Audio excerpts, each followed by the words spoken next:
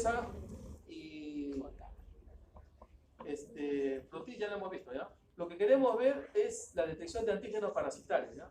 Y miren, hay una cosa importante que debemos conocer que existe en nuestro país. El HRP2, HRP2, que acá está como ¿qué cosa es? Proteína 2 rica en histidina, así se llama. Existe proteína HRP2, ¿no? 1, existe la 2, existe la 3. Las 3 forman parte del conjunto que está formando el NOx, la protuberancia. Estas proteínas forman una especie de cemento, ladrillo, cemento y se mezclan para ir formando la protuberancia. A esa proteína se adosan otras proteínas que tienen una reacción inmunitaria. Y que justamente esas otras proteínas son las que producen la adherencia. ¿Ya? ¿Podemos entender, no? No. Entonces, una de ellas, que se llama la HRP2, se produce en abundancia. Y lo produce solamente Plasmodium falciparum. Nada más. ¿Ya? Plasmodium falciparum produce HRP2. ¿Por qué? ¿Por qué produce solamente falciparum? Porque es el único que tiene protuberancias. ¿Ya? Es el único que produce protuberancias, por lo tanto es el único que produce HRP2. Vivax no produce HRP2. ¿Ya? Entonces, ¿qué es lo que ha pasado? Las cepas de Plasmodium falciparum que están circulando en el Perú han perdido la capacidad de producir HRP2. Y miren, su pérdida ha sido incluso desde el ADN. Se ha demostrado que en el ADN de estas cepas no existe el codón o el grupo de, ¿cómo se llama esto? De ácidos nucleicos que le dicen al parásito, prepara estas proteínas. Eso se llama, en biología molecular, ha habido una delesión. Delesión viene de delete, ¿no? Se ha deleteado, o sea, se ha borrado ese grupo de ácidos nucleicos. ¿Por qué ha sido? Nadie lo sabe, pero ya no está. Se ha demostrado que en el ADN no existe ese grupo de ácidos nucleicos, ¿correcto? Por lo tanto, la capacidad de volver a tener producción de HRP2 es bajísima en esta cepa, ¿ya? HRP2 no solamente nos servía para demostrar que el Plasmodium falciparum producía o hacía las protuberancias, sino además nos servía para saber que estaba presente, porque hacía tanta cantidad de HRP2 que algunos científicos lo que hicieron es aislarlo a eso, hacerle anticuerpos a través de monoclonales que hacen con los ratoncitos, ¿ya? Y con esos anticuerpos yo le ponía un poco de suero de sangre, ¿no? Al paciente en una tirita y reaccionaba, ¿no? Como tenía anticuerpos la tirita, si había esa proteína, inmediatamente reaccionaba y cambiaba de color, ¿ya? Entonces, ese es el diagnóstico rápido. Eso es lo que hacían estas tiras, detección de antígenos parasitarios. Entonces, ¿qué pasaba? Que había muchos casos de malaria que decían que el diagnóstico rápido era negativo. Y eran falcíparos. ¿Y cómo sabían que eran falcíparos? Porque le hacían simultáneamente JRS y era positivo. Y si era positivo en JRS, ¿por qué recién era negativo en eso? ¿No? Descubrieron pues que lo que había pasado es que no producía esa proteína, que era justamente la que detectaba esa tierra plástica. Entonces, cuando ustedes vengan al Perú y le digan, vamos a hacer diagnóstico rápido, ustedes tienen que saber, ¿no? Esta técnica emplea la detección de HRP2. Si le dicen sí, entonces no sirve. Tiene que emplear otra técnica de detección para saber si es falciparum o viva, ¿no? Es detección del lactato de deshidrogenasa. El lactato de deshidrogenasa uno puede diferenciar si es vivax o si es falciparum. Fácil, ¿no? El problema del lactato es que no se produce tanta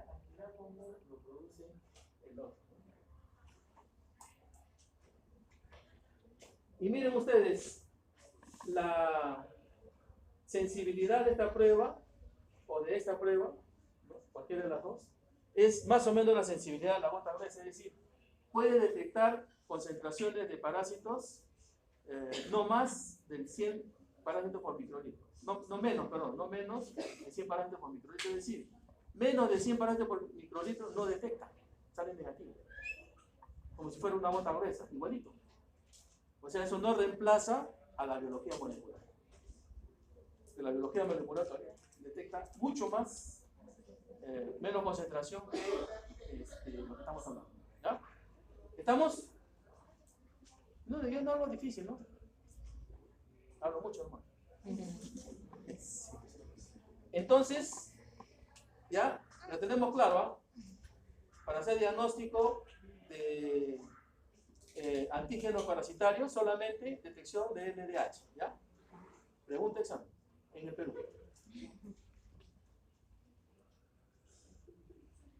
Ya, las técnicas moleculares, ahí está, ¿ves? Parasitemia de 0.005 a 0.0015, o sea, parasitemias realmente bajísimas, ¿no? Que nos hace lamentablemente útil solamente en temas epidemiológicos, ¿no? Y esto nos va a ser útil ahora que estamos en un proceso de erradicación a nivel mundial, ¿no? En el mundo están pidiendo que la malaria se erradique de todos los países de la Tierra. Y la única forma de demostrarlo es con biología molecular, demostrar que cero casos de malaria con técnica molecular, ¿no? Existen técnicas moleculares para detectar malaria, para detectar especies. O sea, estamos hablando de malaria género, ¿no? Plasmodium. Especies, ¿no?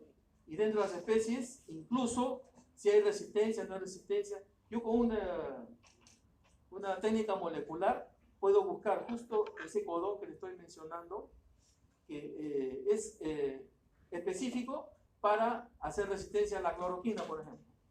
Ya no necesito hacer más allá que un examen de la cepa que está circulando y con la biología molecular, decir, esta cepa que está circulando es resistente a la cloroquina. ¿Ya? ¿Por qué? Porque la biología molecular me permite, a través de sus diferentes técnicas, identificar trozos de las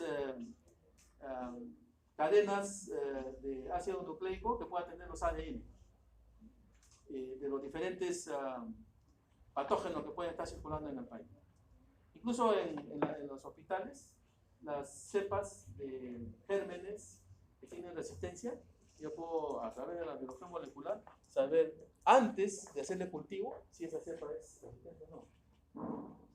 Están durmiendo, ¿no? ¿Por qué te duermen?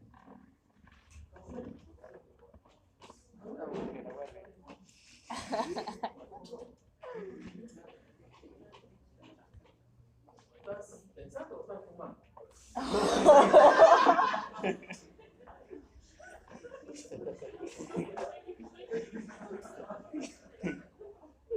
Ya. Serología. La serología es si es que hay una reacción del organismo, ¿ya? Y busco anticuerpos, ¿no? Anticuerpos IgG, IgM, ¿qué cosa es? ¿Recuerda? Inmuno. No, IgM, ¿qué significa? Si yo encuentro IgM de alguna reacción, ¿ah? Que es agudo, o sea, en ese momento la patogenia que estoy buscando está presente, ¿no? Pero si es IgG, puede ser agudo, puede ser antiguo, ¿ya?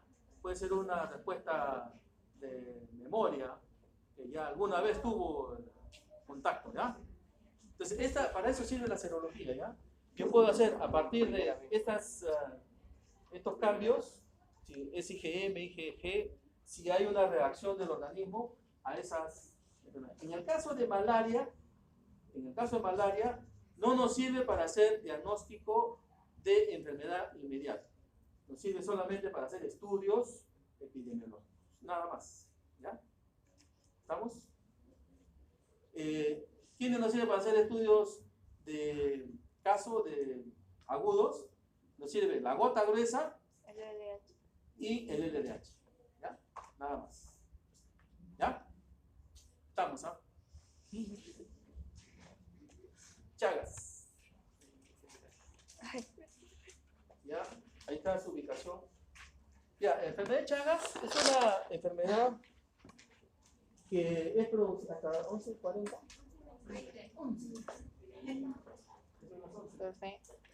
Chagas es una enfermedad que también está en el país. Hay personas que gente importante que falleció por enfermedades, ¿no? Por ejemplo, Darwin, me parece, que estuvo pernoctando en el norte de Chile y después de muchos años falleció por una enfermedad de corazón que no se sabía qué cosa era, probablemente era Chagas, ¿no? Entonces, esta enfermedad durante mucho tiempo fue conocida solamente como que existía en los vectores, ¿no? Que en nuestro caso le decimos chirimacha, ¿no?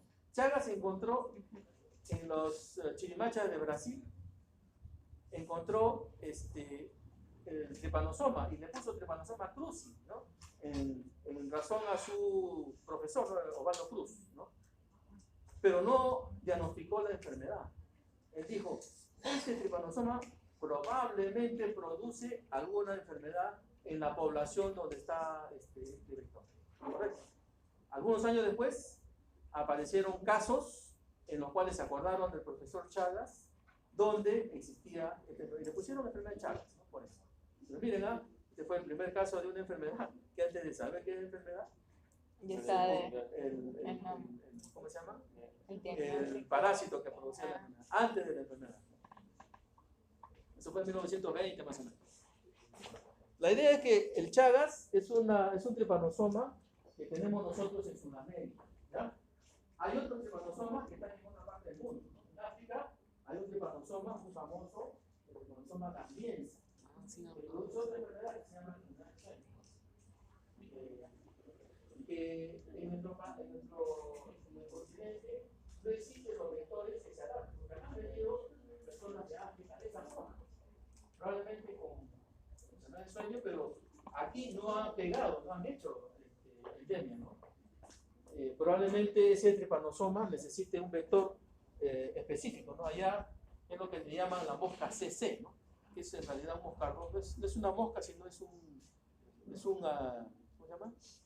Es un mosquito, ¿no? Que pica y que existe allá pues en África, ¿no? Nosotros no lo tenemos, felizmente.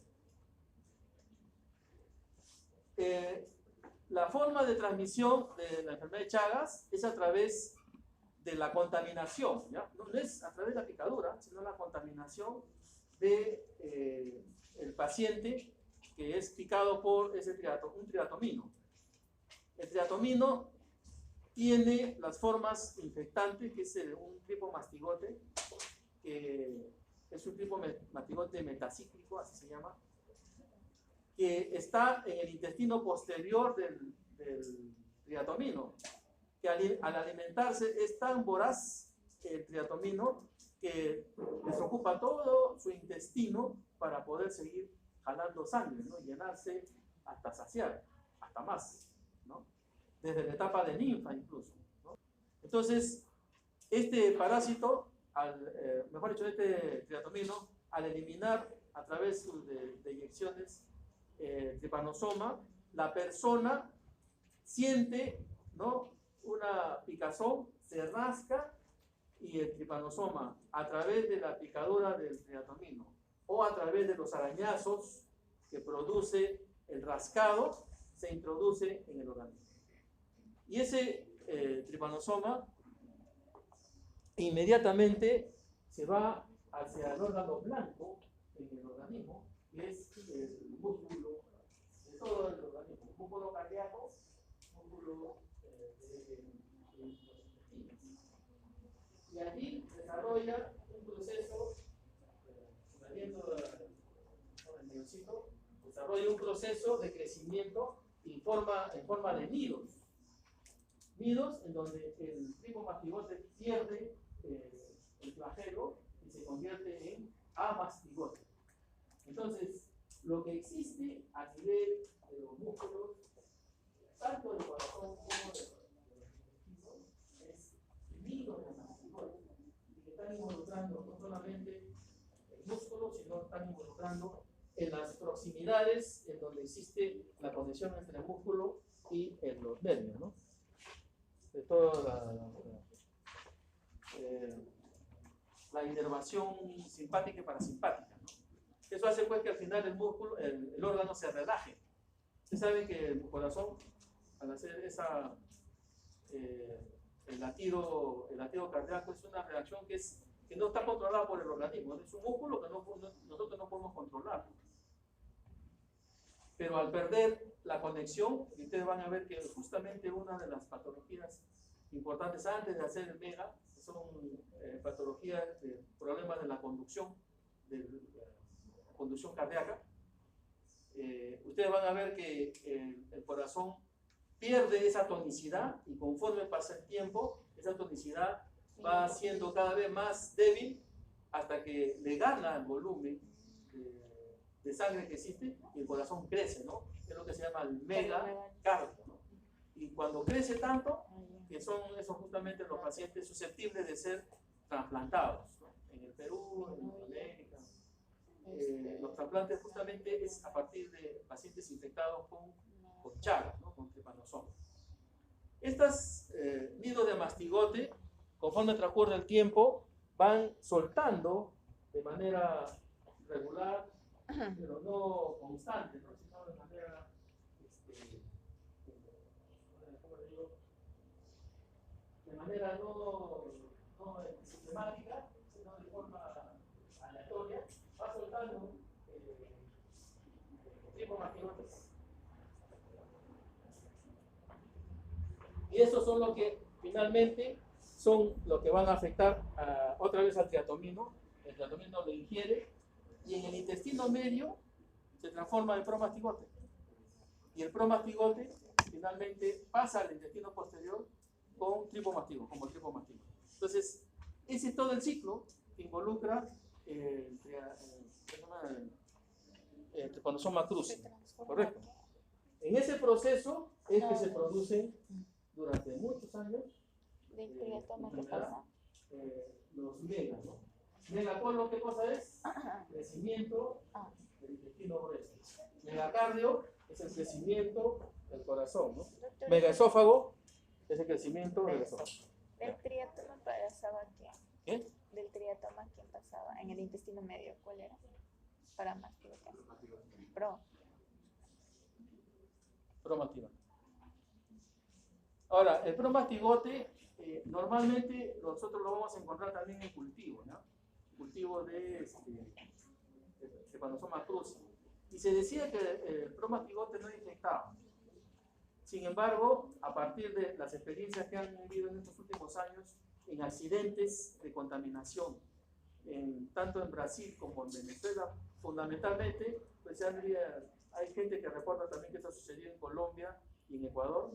Se ha visto que grupos de poblaciones hacen lo que le llaman ellos jugo de caña de azúcar, y que en ese proceso de moler, sacar el jugo a la caña de azúcar, sin darse cuenta, muelen triatominos, y los triatominos infectados, ¿no? El jugo de caña finalmente se convierte en una especie de cultivo y la gente ingiere eso, ¿no? Los promastigotes. Y con promastigotes son los que al finalmente se contaminan por vía oral, ¿ya? Vía oral. Esta nueva forma de contaminación de enfermedad de Chagas ha aparecido en los últimos 10 años. infección oral. Antes no se hablaba de eso. Recién estamos nosotros conociendo. En el Perú probablemente también existe eso, no sabemos. Lo que sí sabemos es que hay gente que tiene Chagas en zonas donde no había antes, ¿no? Por ejemplo en Jaén, en Amazonas, en Iquitos, en la selva central, zonas donde no había Chagas antiguamente digo los años 80, 90, antiguamente, ¿no? Pero ahora sí tenemos Chagas, ¿no es cierto? El Chagas, entonces, por lo tanto, no es solamente a través de la picadura de amonino que es transmitido, sino a través de otro mecanismo. La transmisión a través del Acerito. nacimiento también es posible. Este es mi favorita. Yo lo buscaba por años y lo encontré. Es una piedra. Me cansé. Yo no sé, pero es que usted me desconcentra, pues, tanto miedo. Por eso voy para allá, para que no se duerma. Entonces ya me cansé.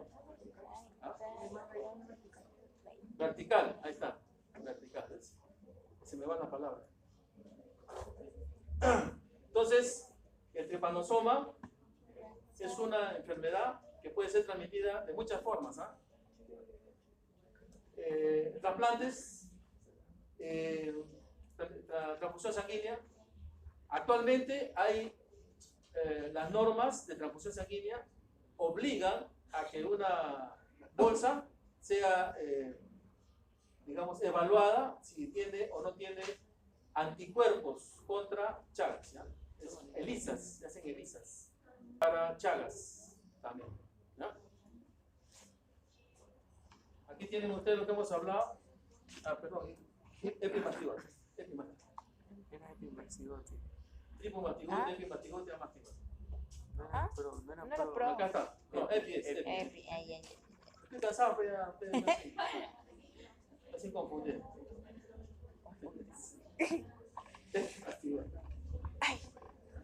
Pero es más o menos, el promastigote es en la imagen, ¿ya? Pero es más o menos lo mismo. Mire, el epimastigote tiene el cuerpo y un flagelo.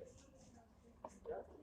El tripomastigote también el cuerpo, pero el flagelo empieza, pasa por todo, y es como si fuera una membrana ondulante, ¿no? Atraviesa todo el cuerpo y termina siempre siendo flagelo, pero es como una membrana que tiene adosada, ¿no? Como una membrana ondulante.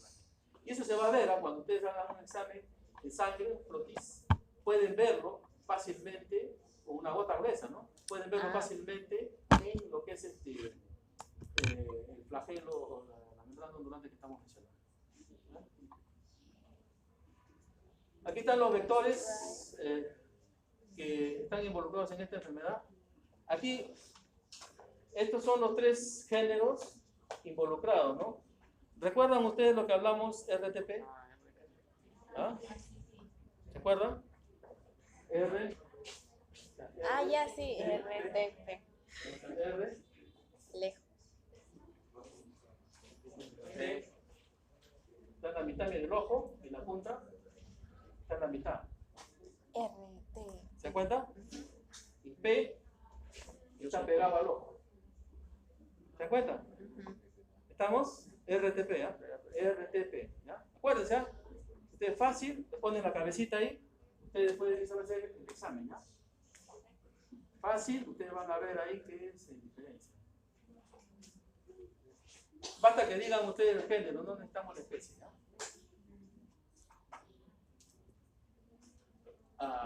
El ciclo de vida, que es incompleto, no hay larva, del huevo pasa ninfa. Y el ninfa tiene varios estadios, ¿no? Hasta adulto. Ahí lo que habíamos mencionado, el tipo mastigote. La infección aguda, infección subaguda determinada. El tema desde el punto de vista clínico de la enfermedad de Chagas es bastante complicado en el país, ¿ya? El medicamento que se usa para combatir esta enfermedad es el Ifortimox. Pero este medicamento nosotros lo podemos encontrar en Argentina. Actualmente ni Argentina lo tiene. ¿Por qué? Porque el número de casos de Chagas que se notifican en toda Sudamérica es poco. O sea, a nivel de toda Sudamérica serán pues 10.000 casos, 5.000 casos al año, ¿no? No es mucho. Entonces, las empresas que fabrican medicamentos dicen, si me van a comprar, pues, cada país ve 20 ollas, no le interesa. Entonces ya no fabrican, ¿no? Y nosotros hemos dicho a nivel del ministerio que eso lo podemos hacer nosotros. O sea, si ustedes ponen ¿cómo se llama? Un sistema para recibir ¿cómo se llama esto? Productos, la fórmula química de los productos, nosotros podemos hacerlo. Eso no es una invención, no, lo impide la Constitución. Mismo, así como hacen los congresistas, no, la Constitución no te deja. Como si uno fuera idiota, ¿no? En realidad es conveniencia. En realidad es conveniencia, ¿no? O sea, el hecho de que nosotros tengamos como una situación importante, ¿no? La salud de las personas, cualquier constitución claramente lo dice, ¿no? La Constitución lo primero que vigila es la vida de las personas. No vigila el billete de los que están haciendo negocio. Vigila la vida de las personas. Y la vida de las personas es tener medicamentos. Pues. No es hacer negocio. La vida de las personas es poder tener capacidad de curar a las personas. Lamentablemente la interpretación que dan los políticos es que si no lo hace la empresa, lamentablemente no se puede hacer con medicamentos. La OPS ha dado digamos, ¿cómo le llaman? Su alerta de que puede ir creciendo este problema a nivel, sobre todo la OPS es a nivel latinoamericano, ¿no? A nivel latinoamericano puede seguir creciendo este problema. Ahorita, como nosotros hemos tenido muchos años que había medicamentos, hemos estado curando, actualmente ya no hay transmisión. Pero así como ahorita no hay transmisión, dentro de 20 años probablemente va a haber más casos, porque este es un problema crónico, ¿no? Entonces, dentro de muchos años vamos a tener problemas nuevamente de enfermedad de Chagas, a pesar de que estamos en otro siglo, otra forma de ver ¿cómo se llama? La salud, etc. La Constitución, recuerden, ¿eh? Uno de sus artículos más importantes es: el Estado protege la vida de las personas. Sin embargo, más abajo dice: el billete, por si acaso, solamente para los privados, ¿no? Pero la vida de las personas depende, pues, de que las personas tengan medicamentos, ¿no? Claro. Eso es más importante que el billete, ¿no? Hablando de billete, creo que me está pagando poco acá, me voy a... Ay, profe. ¿Ya ves cómo se despiertan? Estaban durmiendo, ¿ya? Ay, era bromita, era. Aquí algunas imágenes en donde ustedes pueden ver que la enfermedad de Chagas, cuando produce una infección inicial, es lo que la gente llama chagoma, ¿no? Esto mucho se confunde con una reacción en la conjuntiva, ¿no? Que es una reacción que antiguamente se pensaba que era, digamos, exclusiva de Chagas, pero no, en realidad es una reacción a las deposiciones del triatomino, ¿no? Que no necesariamente es la reacción al tripanosoma, ¿ya? Entonces el signo de Romaña, que es Sí, no. nos orienta que puede estar infectado, ¿no? Pero no nos dice, no es signo patognomónico, ¿no? De enfermedad, ¿no? Nos dice solamente que esta persona ha tenido contacto con triatominos, nada más. Ya. Aquí, para que vean las cardiomiopatías, se ven, ¿no? Muerte súbita, arritmias, insuficiencia de la musculatura cardíaca, etc., ¿no? Había un chiste, 80 contaban, ¿no? Cuando había más casos de... Porque este problema no solamente es nuestro, es de varios países latinos de Sudamérica, ¿no? Y Argentina era un país donde se veía mucho, ¿no? Tanto así que era famoso la forma como conocían los argentinos a los triatominos, ¿no? Y cuando nosotros aprendíamos medicina, nos decían que el triatomino de acá se llamaba vinchuca. La vinchuca nunca existió, eso existe en Argentina, ¿no? Acá se le conoce como chirimacha, ¿no? Pero nosotros aprendíamos que era la vinchuca, ¿no? Entonces sabíamos, ¿la vinchuca? ¿Dónde está la vinchuca? Nadie conocía la vinchuca, ¿no? O sea, eran famosos porque habían hecho mucha literatura de Chagas, ¿no? Y los argentinos decían, ¿no? Cuando allá en el norte de Argentina se juega un partido de fútbol, se ponen 12 personas, porque probablemente uno se muera en medio partido. porque había muerte súbita, ¿no? Había mucho Chagas, ¿no? Muerte súbita por Chagas, ¿no? Muy frecuente en el norte de Argentina.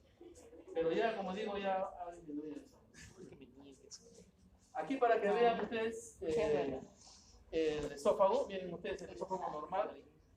Una persona que ha sido afectada por Chagas, en un seguimiento que le han hecho, y miren cómo puede ser al final, ¿no?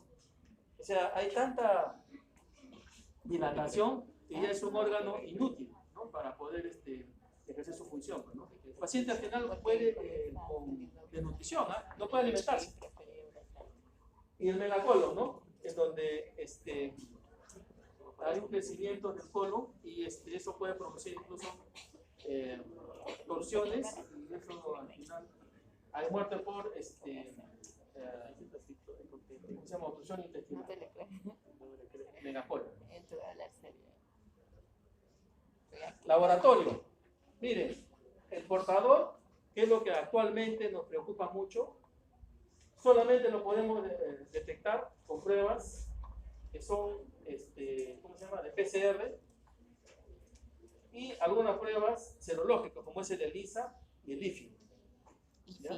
Aquí es donde nosotros estamos involucrándonos fundamentalmente en lo que es Chagas, ¿no? Detectar las personas que están infectadas pero que no notan que están infectadas, ¿no? Para poder de alguna forma aliviar esto, ¿no?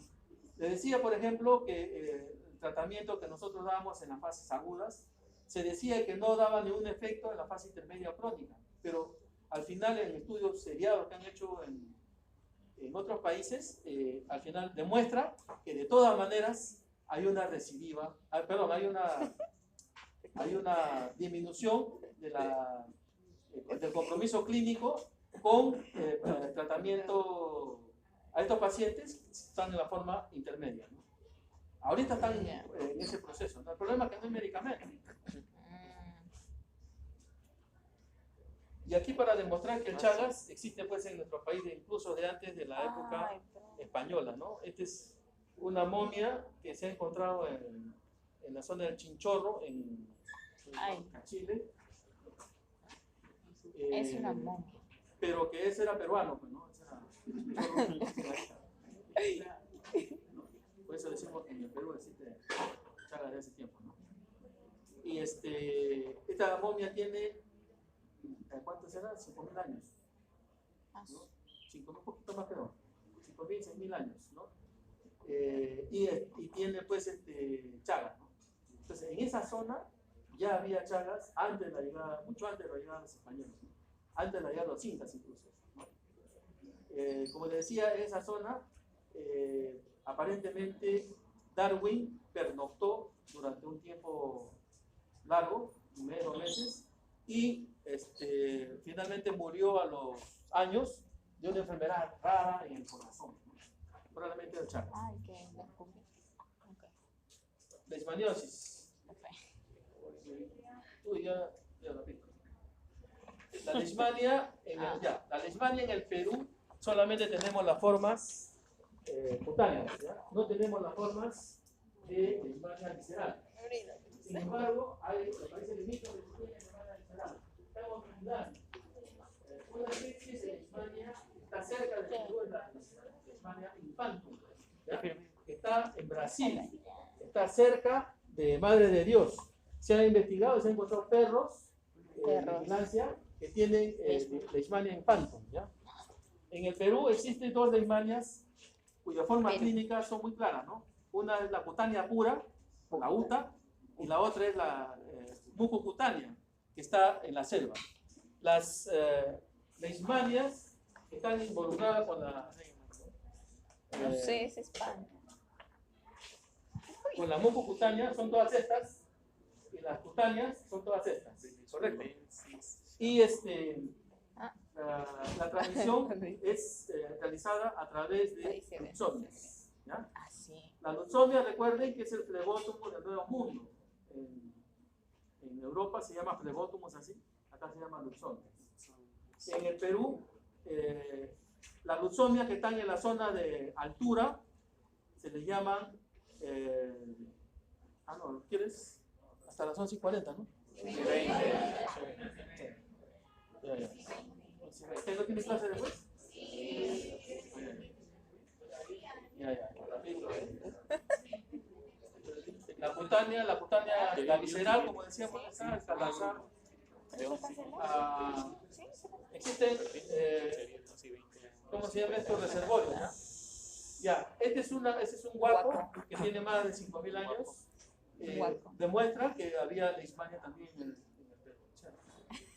Perú. La segunda morbilidad presentan la forma de amastigote y promastigote, pues se me confundí, promastigotes en leishmania. ¿Ya? El amastigote, miren ustedes, está dentro de la célula, este es un macrófago, ¿ya? Miren, las células, estas chiquititas, están dentro, crecen dentro del macrófago, están alrededor de la zona de la piel. Ustedes sacan el macrófago y lo ponen en una lámina y van a ver cómo esta se expande en toda la lámina, ¿no? O sea, estas chiquititas son los amastigotes de la leishmania. ¿Correcto? Y cuando ustedes hacen un cultivo o encuentran la leishmania en el vector, van a encontrar la forma de promastigote. Y la forma de promastigote es igual, ¿no? Tiene un flagelo que le sirve para movilizarse. Vean ustedes.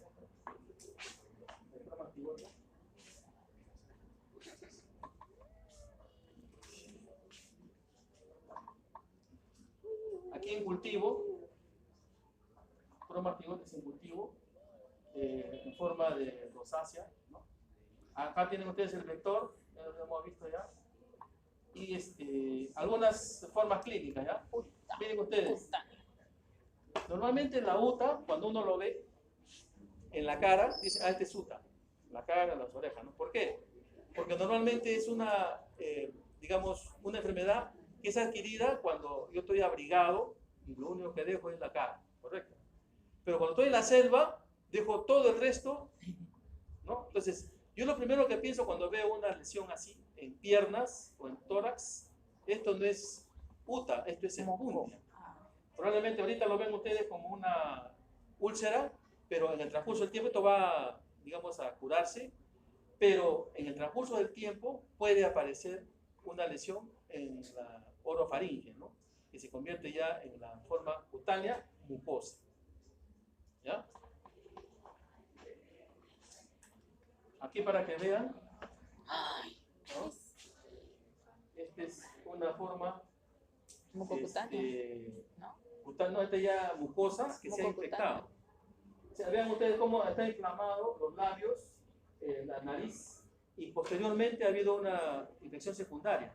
Sucede normalmente. Acá, por ejemplo, vean ustedes, se ha roto el surco que hay en la nariz, ¿no? Y se ve que es lo que se llama nariz de tapir, ¿no? Se rompe, digamos, el tabique que es cartilaginoso, y cae la nariz, ¿no? La nariz de tapir, digamos, ¿no? El animal visceral, un poco para que vean ustedes, aquí le han señalado niños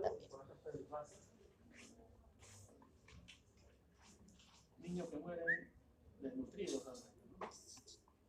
El diagnóstico es el hallazgo. Miren, este es lo que decíamos, ¿no?